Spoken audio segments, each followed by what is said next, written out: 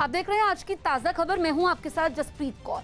Corona cases तेजी से कम हुए हैं, लेकिन याद रखिए कि कोरोना अभी भी है, खतरा अभी भी बना हुआ है। हम आपसे बार बार अपील कर रहे हैं कि आप मास्क पहनिए, क्योंकि मास्क इस वक्त इस लड़ाई में आपके लिए सबसे बड़ा हथियार है। इसको लेकर के हमने कैंपेन भी शुरू किया है, #मास्क पहनो इंडिया। आप खुद से ये प्रण लीजिए कि जब तक ये महामारी है आप मास्क नहीं उतारेंगे और एक जिम्मेदार नागरिक की भूमिका निभाएंगे। दिल्ली के दरियागंज इलाके में एक तेज रफ्तार कार ने एक ई रिक्शा को जोरदार टक्कर मारी। इस हादसे में ई रिक्शा पर बैठी एक महिला और ई रिक्शा के ड्राइवर की मौके पर ही मौत हो गई, जबकि 2 लोग बुरी तरीके से घायल हो गए। हादसे के बाद कार सवार लोग घायलों को अस्पताल ले जाने की बजाय वहां से भाग गए, लेकिन सड़क से गुजर रहे कुछ लोगों ने उनका पीछा किया। पुलिस की मदद से उनको पकड़ लिया। हादसे के बाद वहां लोगों की भारी भीड़ जुटी, जबकि पुलिस के अधिकारी भी गाड़ी से सबूत तलाश करते दिखे। इस हादसे में कार का अगला हिस्सा बुरी तरीके से टूट फूट गया। स्पीड मारते हैं उन्होंने, रिक्शे में 3-4 सवारी आ रही थी, उसमें जिगजैग करके उन्होंने इतनी तेज टक्कर मारी, वो रिक्शा हवा में उड़ गई पूरी। और वो 3-4 जने थे, मैंने देखा नहीं कितने थे, सब घूमते फिरते गिर गए। इत्तेफाक वो मैं उतरा, उनने मैंने उसे पकड़ लिया, उनने मेरा उनने उल्टा मेरा गिरवान पकड़ लिया, कह रहा मैं चोर हूँ, तू मुझे पकड़ रहा। फिर मेरे पीछे पब्लिक जो आ रही थी, उन्होंने पकड़ के पुलिस वालों को बताया।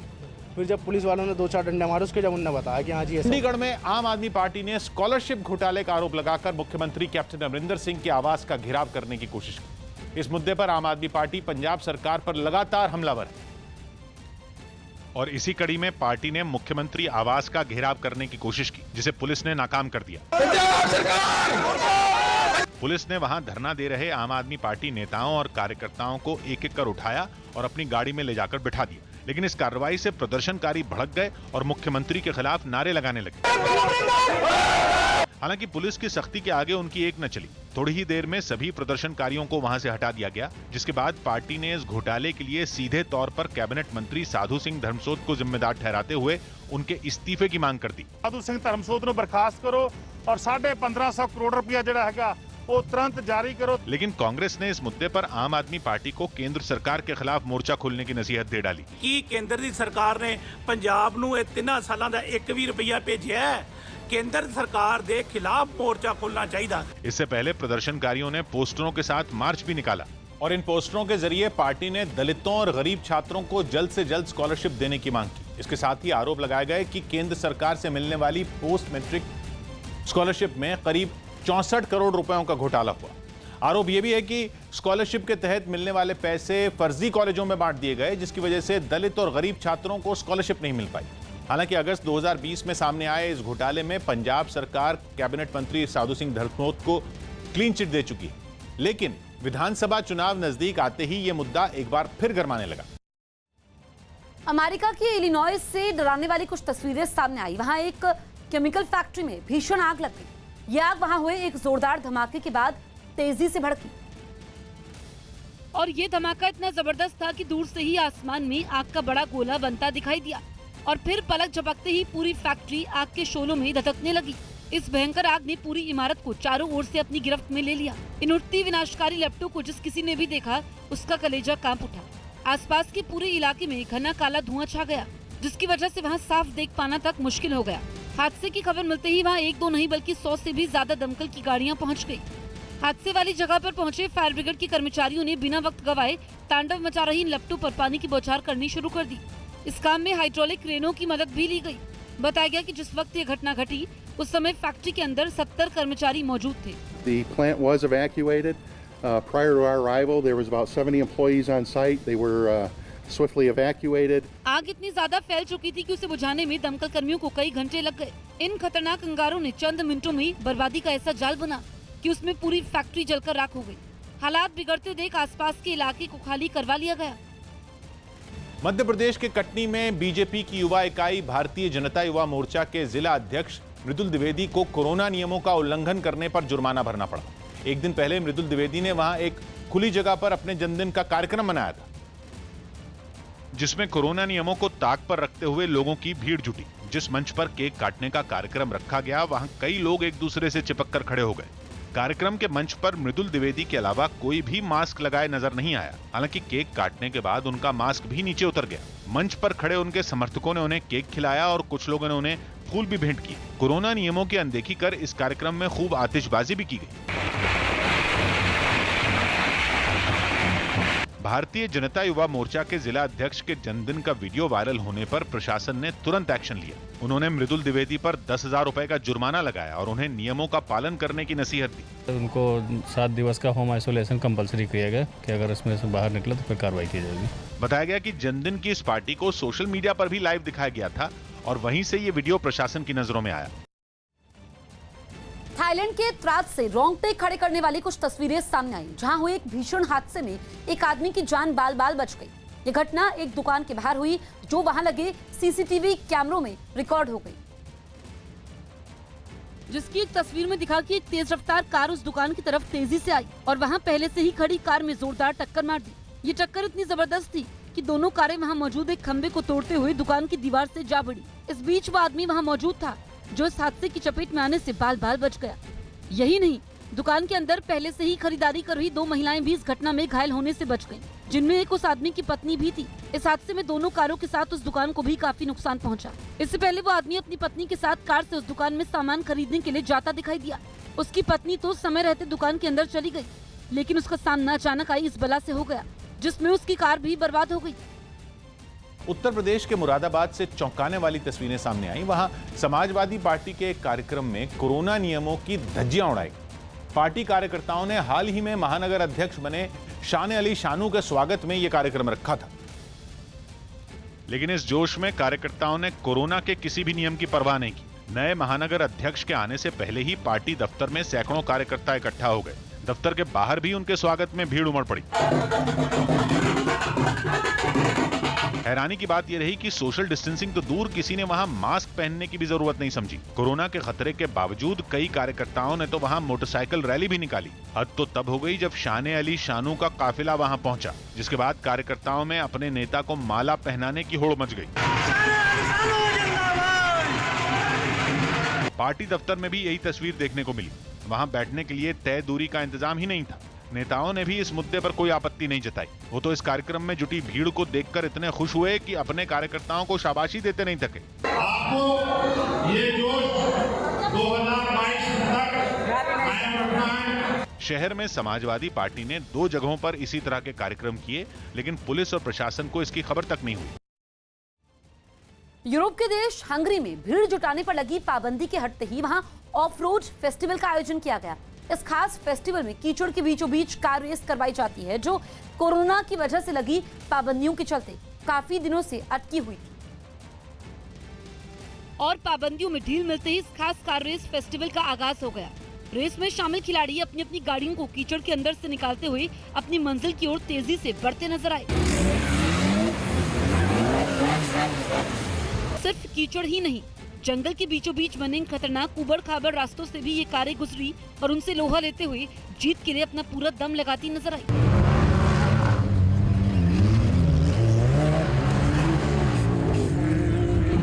यही नहीं, कई दिनों बाद अपने घरों से निकले लोगों ने इस पल का भरपूर मजा लिया। कुछ लोग तो कीचड़ में कूदकर मस्ती करने लगे। बताया गया कि सिर्फ 3 दिन के अंदर इस खास रेस को देखने के लिए वहां करीब 15,000 लोग पहुंचे। rendezvény, amely látható és érzékelhető, kimozdított szinten. 35 सालों से वहां हो रहे इस ऑफ रोड फेस्टिवल में इस बार 2000 गाड़ियों ने हिस्सा लिया। खबर है कि राजस्थान कांग्रेस में गहलोत और पायलट गुट के बीच चल रहा विवाद अभी और लंबा खिंच सकता है। न्यूज़ 18 के भवानी सिंह की रिपोर्ट है कि मुख्यमंत्री अशोक गहलोत के करीबी मंत्री सुभाष गर्ग ने ट्वीट कर बिना नाम लिए पायलट गुट पर जुमले के जरिए निशाना साधा, जिस पर पायलट खेमे के वेद प्रकाश सोलंकी ने भी ट्वीट कर उसी अंदाज में मंत्री सुभाष गर्ग को जवाब दिया। इसी बीच बीएसपी से कांग्रेस में आए 6 विधायकों ने 1.5 साल बीत जाने के बाद भी मंत्री नहीं बनाए जाने पर नाराजगी जताई और एक साथ बैठक कर इन लोगों ने मंत्रिमंडल विस्तार करने की मांग की। लेकिन राजस्थान में अगले 2 महीने मंत्रिमंडल विस्तार की संभावना अब बेहद कम हो गई, क्योंकि सीएम ऑफिस की ओर से बताया गया कि अशोक गहलोत डॉक्टरों की सलाह पर अगले 2 महीने किसी से नहीं मिलेंगे और वीडियो कॉन्फ्रेंसिंग के जरिए ही बैठकें करेंगे। इससे पहले खबर थी कि मुख्यमंत्री ने मंत्रिमंडल विस्तार की कवायद तेज कर दी है और उन्होंने मंत्रियों के कामकाज का ब्यौरा भी कार्मिक विभाग से मांगा है। जब कांग्रेस के पास बहुमत था ही नहीं उसमें से 19 निकल गए थे। तो 6 + 10 ये नहीं जुड़ते। सरकार की प्रथम पुण्य की तिथि की तैयारी हो रही होती है आज। वर्ल्ड टेस्ट चैंपियनशिप का फाइनल खेलने से पहले न्यूजीलैंड की टीम आईसीसी टेस्ट रैंकिंग में नंबर 1 हो गई।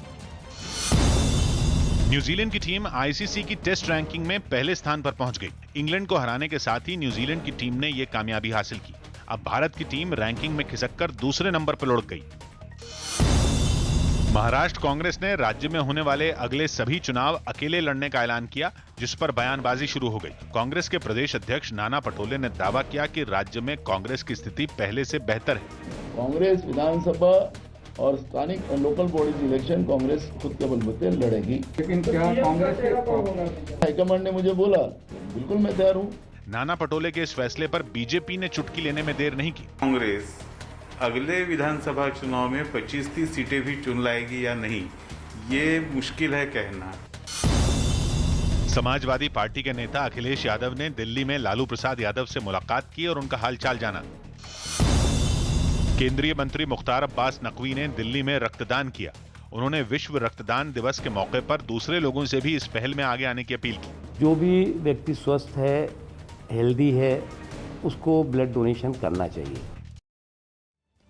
मध्य प्रदेश के राजगढ़ में कोरोना जांच करवाने से मना करने पर पुलिस वालों ने एक किसान की पिटाई कर दी। पुलिस की हरकत के जवाब में किसान भी चुप नहीं रहा, पुलिस वालों से भिड़ गया। दोनों के बीच हुई मारपीट का ये वीडियो सोशल मीडिया में वायरल हो गया। मध्य प्रदेश के राजगढ़ में कोरोना की जांच को लेकर हुए विवाद में बीच बाजार लात घूंसे चले। एक किसान ने कोरोना की जांच करवाने से इनकार कर दिया तो पुलिस को यह बर्दाश्त नहीं हुआ और उसने किसान की पिटाई कर दी। बाद में पुलिस के रौब को किसान ने भी बर्दाश्त नहीं किया और दोनों के बीच में हाथापाई शुरू हो गई। पुलिस और किसान के बीच हुई झड़प का ये वही वीडियो है जो अब वायरल हो चुका है। ये चल रही फायरिंग पुलिस वालों में। चूंकि ये विवाद सरे बाजार शुरू हुआ, इसलिए झड़प के वक्त मौके पर बड़ी संख्या में लोग मौजूद थे। भीड़ में से ही किसी ने वीडियो बना लिया। वीडियो बनाने वाला उसी वक्त ये कहते भी सुना गया कि ये चलते ही वायरल हो जाएगा। ये चल रही फायरिंग पुलिस वालों में। किसान और पुलिस वाले एक दूसरे से बुरी तरह उलझे तो आसपास मौजूद कुछ लोग बीच बचाव के लिए पहुंचे और इस दौरान एक शख्स ने सड़क पर गिरे पुलिस वाले के मोबाइल फोन को उठाकर उन्हें लौटाया। बाद में दूसरे पुलिस वालों के आने तक किसान को जबरन रोक कर रखा गया और जैसे ही दो पुलिस वाले बाइक से मौके पर पहुंचे, किसान को जबरन थाने ले जाने के लिए पुलिस वालों ने उन्हें धक्का दे दिया। इसके बाद बौखलाए पुलिस वाले ने किसान पर थप्पड़ों की बारिश कर दी।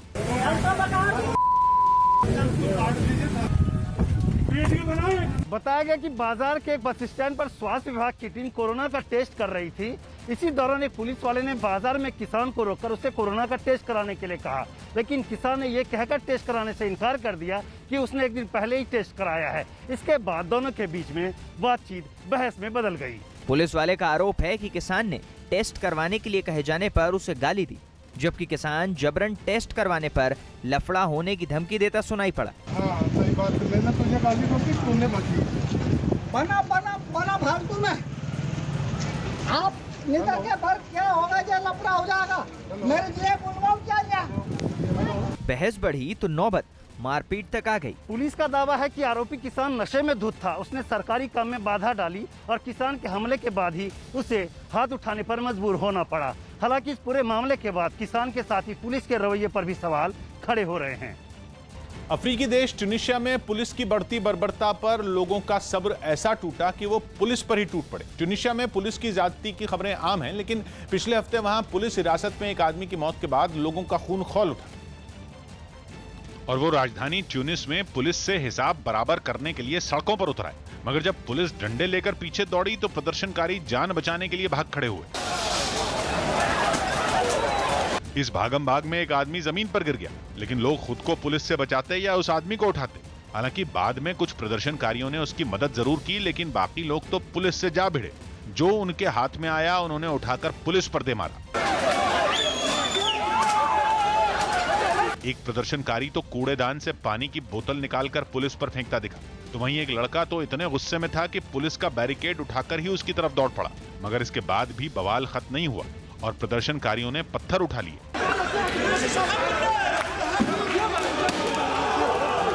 10 साल पहले ट्यूनीशिया में लोकतंत्र के लिए उठी जिस आवाज ने अरब देशों में क्रांति की बयार ला दी थी, उसी ट्यूनीशिया के लोगों का मोहभंग होने लगा और वहां ताकत के नशे में चूर पुलिस पर अब तक लगाम नहीं लग पाई।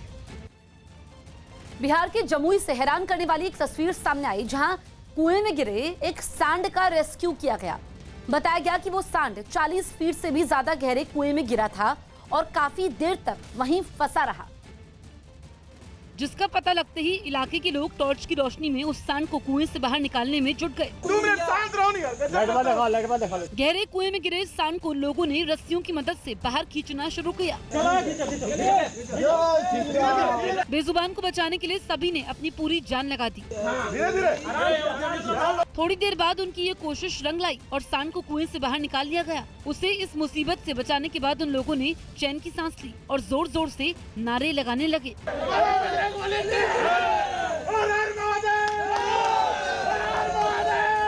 इसके बाद सभी ने तालियां बजाकर उस जानवर को वहां से भगा दिया। यूपी के आगरा में करीब 9 घंटे तक चले अभियान के बाद बोरवेल में गिरे एक बच्चे को बचा लिया गया। बताया गया कि 3 साल का ये बच्चा एक दिन पहले खेलते वक्त उस बोरवेल में गिर गया था, जिसे 100 फीट गहरे बोरवेल से निकालने के लिए सेना के जवानों के साथ एनडीआरएफ और एसडीआरएफ की टीमों ने पूरी ताकत झोंक दी। करीब 9 घंटे बाद सबकी कोशिश रंग लाई और बच्चे को सुरक्षित बाहर निकाला गया। 3 साल के मासूम को सुरक्षित देख वहां मौजूद लोग भी खुशी से झूम उठे। बाहर निकाले जाने के बाद सेना के जवानों ने तुरंत बच्चे को एक एम्बुलेंस में बिठाया और इलाज के लिए अस्पताल भेजा। इससे पहले 100 फीट गहरे बोरवेल से बच्चे को निकालने के लिए वहां खुदाई करने वाली कई मशीनें लगाई गईं। सेना के जवानों ने बच्चे की लोकेशन पता करने के लिए बोरवेल में एक कैमरा भी डाला। जैसे ही बच्चे की लोकेशन पता चली तो खुदाई का काम तेज कर दिया गया। शिवा को बचाने के लिए बड़े पैमाने पर कवायद की जा रही है। तमाम जो सुरक्षा एजेंसियां हैं, जो रेस्क्यू एजेंसियां हैं, उनको लगा दिया गया है। शुरुआत में इस अभियान की कमान एसडीआरएफ की टीम ने संभाली, लेकिन बाद में सेना से ने भी मोर्चा संभाल लिया। इस अभियान के लिए सेना के जवानों ने खास रणनीति बनाई ताकि 100 फीट गहरे बोरवेल से उस बच्चे को किसी तरह सुरक्षित बाहर निकाला जा सके। सबसे पहले बोरवेल से करीब 20 फीट की दूरी पर खुदाई शुरू की गई, लेकिन ताकि बोरवेल में फंसे बच्चे के ऊपर मिट्टी न गिर सके। इसके बाद बोरवेल की गहराई तक यानी करीब 100 फीट तक खुदाई की गई। फिर सेना के जवानों ने उस बच्चे तक पहुंचने के लिए बोरवेल की तरफ एक सुरंग की खुदाई शुरू की। इस तरीके से वो बच्चे तक पहुंचे और करीब 9 घंटे की कोशिश के बाद उसे सुरक्षित बाहर निकाला गया। तमिलनाडु के मंदिरों में अब महिला पुजारी भी जिम्मेदारी संभालेंगी। लंबी लड़ाई के बाद तमिलनाडु सरकार अब महिला पुजारियों को यह जिम्मेदारी देने वाली है। हालांकि इसके लिए उन्हें साख शिक्षा, आगम शास्त्र की समझ रखनी होगी। मंदिरों में महिला पुजारियों को लेकर बड़ा फैसला। आमतौर पर देश के मंदिरों में पुरुष पुजारी ही होते हैं, लेकिन तमिलनाडु में एक लंबी लड़ाई के बाद ये इतिहास बदलने वाला है। वहां अब महिला पुजारी भी मंदिर का जिम्मा उठाती नजर आएंगी। ये फैसला वहां के मंदिर प्रशासन के प्रभारी मंत्री शेखर बाबू ने किया है, लेकिन महिलाओं को इसके लिए अपनी योग्यता साबित करनी होगी, यानी उन्हें आगम शास्त्र का ज्ञान होना जरूरी होगा। तमिलनाडु के मंदिरों में जल्द ही महिलाओं को भी पुजारी बनकर भगवान की पूजा और रस्मों को निभाते हुए देखा जा सकेगा। ये काम अब तक पुरुषों के जिम्मे था, लेकिन अब महिलाओं को भी इस काम को करने का मौका मिलेगा। इसके लिए महिलाओं को आगम शास्त्र का ज्ञान रखना जरूरी होगा। आगम शास्त्र मंदिरों में पूजा करने की एक खास विधा होती है। हालांकि मंत्री शेखर बाबू का कहना है कि उन्होंने इस बारे में अभी सरकार से कोई बात नहीं की है, लेकिन इस मुद्दे पर सभी जरूरी कदम उठाए जाएंगे। साथ ही इस प्रक्रिया में सभी परंपराओं का ध्यान रखा जाएगा। मसलन महिलाओं के मेंस्ट्रुअल साइकिल के दौरान अनुष्ठानों से दूर रहने का प्रावधान और इस दौरान उन्हें छुट्टी मिलने पर भी विचार किया जाएगा। महिलाओं को मंदिर में पुजारी के रूप में तैनात करने पर तमिलनाडु सरकार के मंत्री के ऐलान के बाद राज्य में इस मुद्दे पर बहस छिड़ गई। सियासी पार्टियां इसके समर्थन और विरोध में अपनी अपनी दलीलें देने में जुट गई हैं।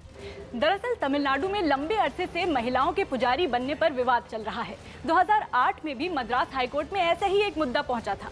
तब भी अदालत ने महिलाओं को बतौर पुजारी मंदिर में पूजा करने की अनुमति दे दी थी। हमारे देश के लोगों को समझना होगा कि दुनिया बहुत बदल चुकी है। ऐसे में सिर्फ महिला होने के नाम पर किसी को काम से वंचित रखना ठीक नहीं। दिल्ली के बाजारों में कोरोना निर्देशों का पालन करवाने के लिए आईटीबीपी ने मोर्चा संभाल लिया। दिल्ली में तीसरे चरण के अनलॉक के तहत बाजार खोल दिए गए। और वहां कोरोना से जुड़े नियमों का पालन कराने की जिम्मेदारी आईटीबीपी ने संभाली और उसके जवान बाजार में मार्च करते नजर आए। आईटीबीपी ने केवल लोगों से कोरोना निर्देशों का पालन करवाने का जिम्मा ही नहीं संभाला, बल्कि उसका काम ये सुनिश्चित करना भी है कि कोई भी दुकानदार अतिक्रमण न करे, क्योंकि अगर ऐसा हुआ तो अव्यवस्था तो होगी ही, साथ ही कोरोना फैलने का खतरा भी बढ़ेगा। नियम पालन हो सके उसके लिए यहाँ पुलिस के साथ जो आईटीबीपी की टुकड़ी है वो इसी तरह से गश्त कर रही है बाजारों में। इससे पहले दिल्ली में बाजार ऑड इवन फॉर्मूले से खुल रहे थे, लेकिन अब रोजाना हर दुकान खुलेगी। हालांकि बाजारों में अभी पहले जैसी रौनक नजर नहीं आई और दुकान खुलने के बावजूद कम लोग ही वहां पहुंचे। हिमाचल प्रदेश में कोरोना की वजह से लागू पाबंदियों में छूट मिलते ही वहां सैलानियों की बाढ़ आ गई। प्रदेश में कोरोना मरीजों की संख्या कम होने के बाद राज्य सरकार ने नियमों में ढील दे दी, जिसके तहत प्रदेश में एंट्री के लिए आरटी-पीसीआर जांच रिपोर्ट की जरूरत को खत्म कर दिया गया, जिसके बाद सोलन जिले में गाड़ियों की लंबी कतारें लग गई। वहां से सामने आई एक तस्वीर में सड़क पर काफी दूर तक ट्रैफिक जैम दिखा। इस जाम में सैकड़ों सैलानी कई घंटों तक फंसे रहे। सड़क पर इतनी भीड़ हो गई कि पुलिस के लिए कोरोना गाइडलाइंस का पालन करवाना भी मुश्किल हो गया, क्योंकि पुलिस की टीमें घंटों तक जैम खुलवाने और ट्रैफिक को सामान्य बनाने में जुटी रही। शराब माफिया पर शिकंजा कसने के लिए महाराष्ट्र के आबकारी विभाग ने समुद्री इलाकों में अभियान तेज कर दिया। बताया गया कि समुद्री रास्तों से बड़े पैमाने पर महाराष्ट्र के कई इलाकों में शराब की तस्करी की जाती है, जिस पर लगाम लगाने के लिए ठाणे में आबकारी विभाग की कई टीमों ने मोर्चा संभाला। वहां से सामने आई तस्वीरों में नाव पर सवार एक टीम अवैध शराब के एक ठिकाने पर पहुंचती नजर आई। वहां पानी के बीच पेड़ों की आड़ में शराब के बड़े ड्रम छिपा कर रखे गए थे। वहां पहुंचने के बाद कुछ लोग पानी में उतरे और कार्रवाई शुरू की गई। इसी तरह एक दूसरे इलाके में भी आबकारी विभाग की टीम ने वहां छिपाई गई अवैध शराब को नष्ट किया। बताया गया कि भारी बारिश के बीच चलाए गए अभियान में पिछले 2 दिनों के अंदर करोड़ों रुपए की शराब नष्ट की गई। जहां भी ऐसे निर्मित केंद्र है वहां भी वो कार्रवाई करेंगे। आबकारी विभाग ने नावों के जरिए शराब तस्करों पर शिकंजा कसने के अभियान में तेजी लाने के संकेत भी दिए। स्पेन के मैड्रिड में सरकार के विरोध में हजारों लोग सड़क पर उतरे। वहां कैटालोनिया की आजादी की मांग करने वाले अलगावादी नेताओं को स्पेन की सरकार माफीनामा जारी करने की तैयारी में है, लेकिन सरकार की इस योजना के खिलाफ लोगों ने प्रदर्शन शुरू कर दिया। स्पेन का झंडा पकड़े हुए ये लोग एक सड़क पर इकट्ठा हुए और सरकार से देश में एकता बनाए रखने की अपील की। हाथों में पोस्टर और बैनर थामे इन लोगों ने वहां के पीएम के इस्तीफे की मांग की और अलगावादी नेताओं पर कोई रियायत न बरतने की आवाज भी उठाई। उत्तराखंड के उधम सिंह नगर से हैरान करने वाला एक वीडियो सामने आया, जिसमें कुछ लोगों ने 2 लड़कों की बेरहमी से पिटाई कर दी। चोरी के शक में दोनों आरोपियों को इतना मारा गया कि वो अपने पैरों पर खड़े होने लायक भी नहीं बचे, जो कि सामने आए वीडियो में भी साफ दिखा। बीच सड़क पर इलाके के कुछ लोगों ने दोनों आरोपियों को पकड़ लिया और उनसे मारपीट शुरू कर दी। दोनों को लकड़ी के डंडे और पानी के पाइप से खूब पीटा गया। तोड़ के पैसे निकालते हैं। दोनों आरोपियों की इतनी पिटाई हुई कि उनमें जमीन से उठने तक की हिम्मत नहीं बची। मारपीट से बचने के लिए एक आरोपी ने खुद के बेकसूर होने की दलील भी दी। चोरी के शक में मारपीट के इस मामले के सामने आने के बाद पुलिस भी एक्शन में आ गई। जिनके द्वारा भी ये कृत्य किया गया है उनके विरुद्ध तत्काल वैधानिक कार्रवाई की जाएगी। मारपीट के दौरान वहां जुटे लोगों ने आरोपियों को बचाने के बजाय तमाशबीन बनना बेहतर समझा। एक तरफ पूरी दुनिया में कोरोना से निपटने के लिए वैक्सीनेशन अभियान तेज रफ्तार पकड़ रहा है, वहीं भोपाल सेंट्रल जेल में बंद सिमी के 23 खूंखार आतंकवादियों ने कोरोना वैक्सीन लगाने से मना कर दिया है। इनका दावा है कि मजहब उन्हें वैक्सीन लगाने की इजाजत नहीं देता। कोरोना को हराने के लिए सरकार देश भर में वैक्सीनेशन में तेजी लाने की कोशिश कर रही है। मध्य प्रदेश की जेलों में 100% कोरोना टीकाकरण अभियान के तहत कैदियों को टीके लगाए जा रहे हैं, लेकिन फिर भी भोपाल की सेंट्रल जेल में बंद सिमी के 23 खूंखार आतंकियों ने कोरोना से बचाव की वैक्सीन लगवाने से मना कर दिया है। जिन 23 कैदियों ने वैक्सीन लेने से इनकार किया है वो सभी आतंकी बताए जा रहे हैं, जिनका संबंध सिमी से है। ये सभी भोपाल सेंट्रल जेल में बंद हैं। सिमी यानी student Islamic movement of India, जो कि एक प्रतिबंधित आतंकी संगठन है। सिमी से जुड़े ये सभी कैदी बेहद गंभीर मामलों में सजा काट रहे हैं, जिनमें सीरियल बम ब्लास्ट भी शामिल है। बताया गया कि सिमी से जुड़े इन 23 आतंकियों ने वैक्सीन नहीं लेने के लिए मजहब को ढाल बनाया।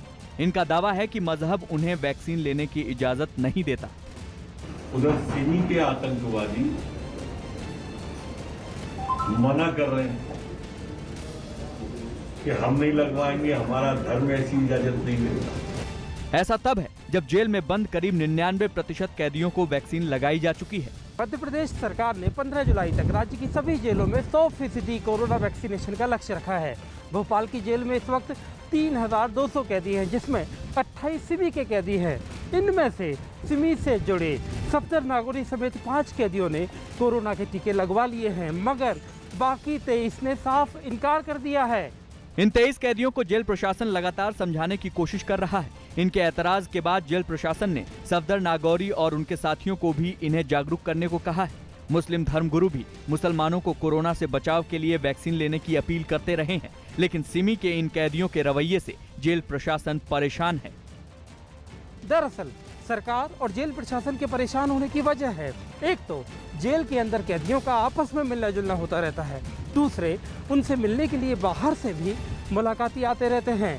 सिमी के आतंकियों के इस रवैये की वजह से जेल के अंदर एक दूसरे कैदियों को और साथ ही साथ जेल में काम करने वाले दूसरे लोगों के ऊपर भी कोरोना का खतरा मंडराता रहेगा। इसलिए अब कोशिश की जा रही है कि सिमी के ये कैदी वैक्सीन लगवाने के लिए मान जाएं। जोकोविच ने फ्रेंच ओपन का खिताब अपने नाम कर लिया। सर्बिया के टेनिस खिलाड़ी नोवाक जोकोविच ने फ्रेंच ओपन का खिताब अपने नाम कर लिया। ये उनका 19वां ग्रैंड स्लैम खिताब है। उन्होंने फाइनल में ग्रीस के स्टेफानोस टिट्सिपास को हराया। हालांकि पहले 2 सेट टिट्सिपास ने जीत लिए थे, लेकिन फिर जोकोविच ने वापसी की और इस मैच में 6-7, 2-6, 6-3, 6-2 और 6-4 से बाजी मार ली। सरकार ने बुधवार से एएसआई के सभी स्मारकों को खोलने का फैसला लिया। साथ ही अब वहां कोरोना नियमों का पालन करते हुए पर्यटक जा सकेंगे। दिल्ली के डिप्टी सीएम मनीष सिसोदिया मंदिर मार्ग में नवयुग स्कूल पहुंचे, जहां उन्होंने चल रहे वैक्सीन कैंप का जायजा लिया। उम्मीद करता हूं कि ये अच्छे से पढ़ेंगे और वापस देश में आके काम करेंगे। दिल्ली में अनलॉक की प्रक्रिया को आगे बढ़ाते हुए केजरीवाल सरकार ने सैलून खोलने की मंजूरी दे दी, जिसके बाद राजधानी में करीब 2 महीने बाद सभी सैलून खुल गए, जिसकी कुछ तस्वीरें कर्मपुरा इलाके से सामने आईं, जहां सभी तरह के एहतियात बरतते हुए सैलून खोले गए। प्लास्टिक शीट लगाई गई है ताकि 2 लोगों के बीच में प्रॉपर डिस्टेंस रहे और एक दूसरे से प्रॉपर दूरी के साथ साथ सावधानी भी रहे। मॉल में दुकानों को खोलने की इजाजत भी मिली तो उनमें मौजूद सैलून भी खुल गए। निर्माण विहार इलाके में एक मॉल में मौजूद सैलून भी ऐलान के अगले दिन खुल गए, लेकिन कोरोना नियमों को ध्यान में रखकर।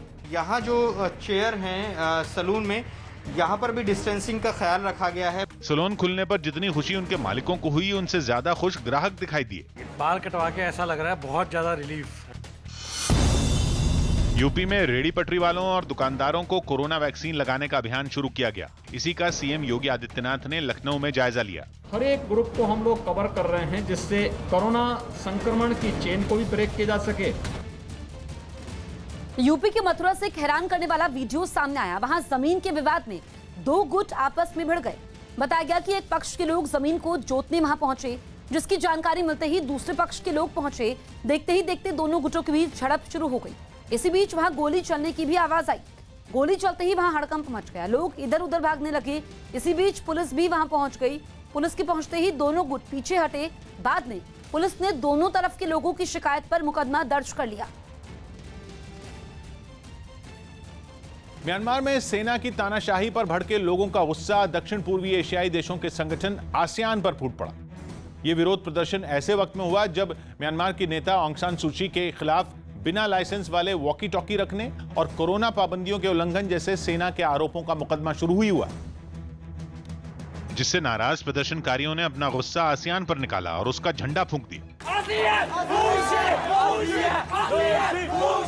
इसके बाद प्रदर्शनकारी गली कूचों से मार्च निकालते हुए तेजी से आगे बढ़े। उन्होंने फरवरी से नजरबंद ऑंग सान सू की पार्टी का झंडा थामकर लोकतांत्रिक सरकार बहाल करने की मांग दोहराई और सेना के शासन के खिलाफ जोर शोर से नारेबाजी की।